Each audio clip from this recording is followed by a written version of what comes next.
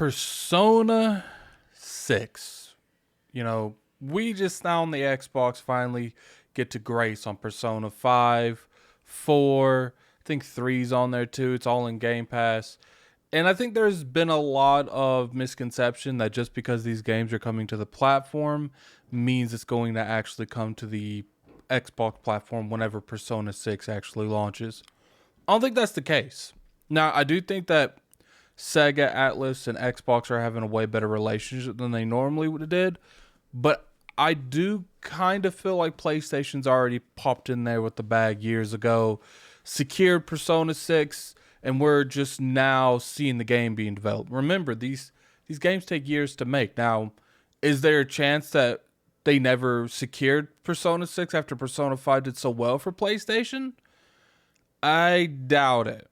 For some reason, I feel like this was in the years of making. I feel like PlayStation, maybe even when Persona 5 Royale came out, or even before that, talked to them and said, yo, we're going to get Persona 5.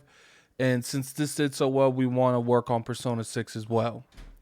Now, there is a podcast I'll put in the description below. He has heard from, sources on the internet saying that Persona 6 is definitely a PlayStation exclusive and most likely timed.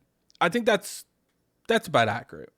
I think that Persona 6 will come to the Xbox platform, and I think from then on out, Persona games aren't going to be exclusive to one platform. Most likely they'll come to every platform down the line. I think PlayStation, as rightfully so, they've always been very aggressive when it comes to the timed exclusives. They kind of do what what Xbox did in the 360, but they haven't stopped that energy. They've continued to do that throughout the years, and it's worked out well for them. They've gotten some very solid titles from doing this type of stuff. Now, obviously, Final Fantasy, that's rap, but I'm not going to really go at Xbox too much for this Persona 6, because I feel like they got Persona 5, they got Persona 3, and they got Persona 4. Now, the individual in this podcast, like I said, it'll be in the description below if you want to listen to it. He's got timestamps, go timestamps. They kind of a little messed up. I think it was like the 15-minute mark where I actually saw them talking about Persona. He heard Persona 3 Remake is a multi-plat. Now, I don't know this dude, but I felt like it was a good conversation to have. Me on the Xbox platform, I love JRPGs. I love turn-based JRPGs even more. So I can understand why, some people are skeptical on whether or not they're going to get these type of games. Now, we don't know what's going to happen.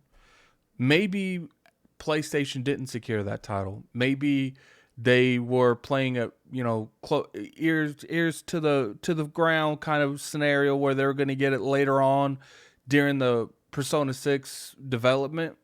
But then Microsoft and Sega and Atlus started having a very good relationship from stuff like Game Pass. And maybe Microsoft is able to not only get that as a multi-plat, maybe they can actually get an exclusive. I actually feel like if Persona 6 showed up on the Xbox showcase next month and it was an exclusive to the platform and in Game Pass day one, that would scream we're working on JRPGs. Now, obviously, I don't think that's the case. I would say the odds of PlayStation have an timed exclusivity at the very least when it comes to Persona 6, it's like a 70, 80%. I think it's pretty much done. But I do think that Xbox has shown me enough, especially when it comes to Sega and Atlus, that they are working on these titles. And I don't think you'll see Persona 6 take years to come to the platform. I think probably after that timed exclusivity deal runs out, you'll see the game on the Xbox platform and on the Switch. It's very interesting. I think the showcase is going to show us a lot on what Xbox's roadmap is, and I think people are going to enjoy what they have to offer. Now, obviously, that doesn't mean they don't need to improve. I still think Microsoft needs to invest and buy their own, they need to make their own studio when it comes to their JRPGs. They need something over there on that part of the world. I feel like we're going to get there. Ideal would be best to buy Sega. Clearly, they're buying ABK, so they're not going to really make any kind of deals on that as of right now. But it would be interesting if they bought Sega after the ABK deal, because I don't think that the regulators would really give them too much issue on Sega. And then it would be interesting if you get stuff like Yakuza, you get stuff like Persona on Xbox only and PC and Game Pass. I think that would open them up to a large amount of gamers that wouldn't normally mess with their brand. And like I said, it doesn't end there. They need to work on getting the Square Enix games if possible. They need to work on getting, this Mega Man game, Mega Man Legacy thing that's only on PlayStation, Switch, everywhere but Xbox. They need to work that little titles like that don't skip Xbox.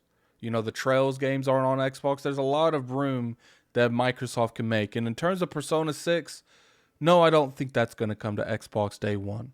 I love to be wrong, but I think that's going to be a timed exclusivity for the PlayStation platform. And then like a year later, maybe 2 years, because I know PlayStation's been really playing ball with the 2-year thing, then it would come to Xbox. And then from then on out, I don't see Personas being exclusive to PlayStation anymore. But put in the comment section below what you guys think. Do you think Persona is definitely one of those, high tier games that's important that Microsoft and Xbox need to really play hardball with and be very aggressive when it comes to, marketing? They're able to secure that if there's not a timed exclusivity with PlayStation. And, maybe they need to back that truck up if PlayStation hasn't secured that game and get that on their platform only. But you put in the comment section below what you guys feel. And until next time, this Gaming Addict, I'm out of here. Peace.